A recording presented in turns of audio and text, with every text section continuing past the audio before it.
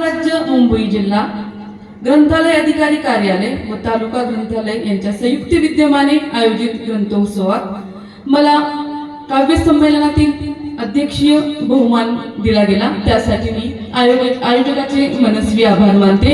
तसेच मी विशेष आभार मानू इच्छिते आमच्या सन्माननीय युवराज नळे सरांचे। ते सतत आपल्या ज्या उस्मानाबाद जिल्ह्यातील किंवा महाराष्ट्रातील जे कवी आहेत, नवकवी आहेत, त्यांना व्यासपीठ निर्माण करून देण्याचे ते काम करत असतात। त्यांचं हे जे वेगळेपण आहे, सर्वांना सामावून घेण्याचे वेगळेपण आहे, ते मला वाटतं त्यांना कुठेतरी त्यांचा वेगळा ठसा उमटवण्यासाठी कारणीभूत ठरतं। या काव्य संमेलनात ज्या कविता सादर केल्या, सर्वच कवींच्या कविता अतिशय सरस होत्या। मी कुठल्याही कवितेवर आज भाष्य करणार नाही, कारण सन्माननीय अविनाश भारती सरांनी अगदी सुंदर पद्धतीने सर्वच कवितेवर भाष्य केलेले आहे। मी माझं सौभाग्य मानते की आज मला सन्माननीय अविनाश भारती सरांना ऐकण्याचा योग आला। सर, खरंच तुम्ही महान आहेत। सर, तुम्ही महान काय आहेत याच्या माग तुम्ही बोललेलं एक वाक्य मी तुम्हाला सांगते। तुम्ही जे म्हणलात ना, मी लहान माणूस आहे, त्यातच तुमची महानता लपलेली आहे। मी एक शिक्षक आहे बघा, शिक्षक म्हणून मी सतत मुलांना सांगत असते की be a zero then you become a hero. म्हणजे आपल्या जगण्याचा जो वेळ असला पाहिजे, मार्ग असला पाहिजे, तो पोलाईट असला पाहिजे। जो माणूस नम्र असतो ना, तो जग जिंकू शकतो। आणि ती नम्रता सर आज मला तुमच्यात दिसली। खरंच सर, आयुष्यात नक्कीच तुम्ही आता तर महान आहातच, आणखी खूप मोठे महान व्यक्ती बनाल याची मी अशी आशा करते। आणि माझी आईवर असणारी सर्वात पहिल्यांदा बघा, आज मी जेव्हा या शाळेत प्रवेश केला, त्या शाळेच्या शिक्षक म्हणून सगळ्यात अगोदर मला शाळेत असणाऱ्या नोटीस बोर्डकडे माझं लक्ष गेलं। त्या नोटीस बोर्डवर एक सुंदर सुविचार दिलाय बघा मराठीत, आई हे कुटुंबाचे हृदय असते। आणि माझी आईवर असणारी एक कविता आज मी सर्वप्रथम तुमच्या समोर सादर करते, आणि त्यानंतर माझ्या महाराष्ट्रभर गाजलेल्या 2 कविताही तुमच्या समोर सादर करणार आहे। माझ्या कवितेचं नाव आहे मी एक आई आहे। आपण काय करता, आपण काय करता, कोणी विचारेल तुला। आपण काय करता, कोणी विचारेल तुला, तर अभिमानाने सांगायचे मी एक आई आहे।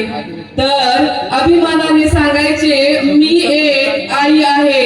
घरातील थकल्या भागल्यांची माई आहे, शेजाऱ्यांची मन मिळावू ताई आहे, नवऱ्याचे आयुष्य फुलवणारी जाई आहे, नवऱ्याचे आयुष्य फुलवणारी जाई आहे।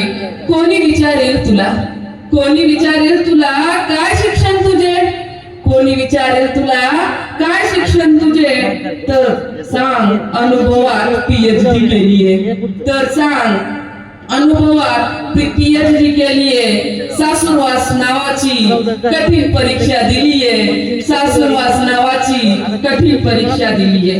कोणी विचारेल तुला, कोणी विचारेल तुला, काय तुझ्या आवडी निवडी, कोणी विचारेल तुला, काय तुझ्या आवडी निवडी, सांगून टाकायचं सुखी संसार ही माझी आवड, सांगून टाकायचं सुखी संसार ही माझी आवड, कर्तव्यपूर्ती ही माझी निवड, कर्तव्यपूर्ती ही माझी निवड।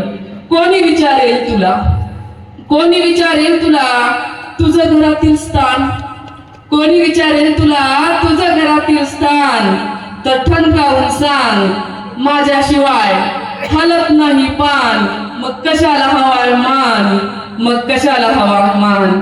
कोणी विचारेल तुला, थकतेस का तू, कोणी विचारेल तुला, थकतेस का तू, सांग अजिबात नाही, सांग अजिबात नाही। बाईच्या आयुष्यात घर संसाराशिवाय उरते का काही, घर संसाराशिवाय उरते का काही।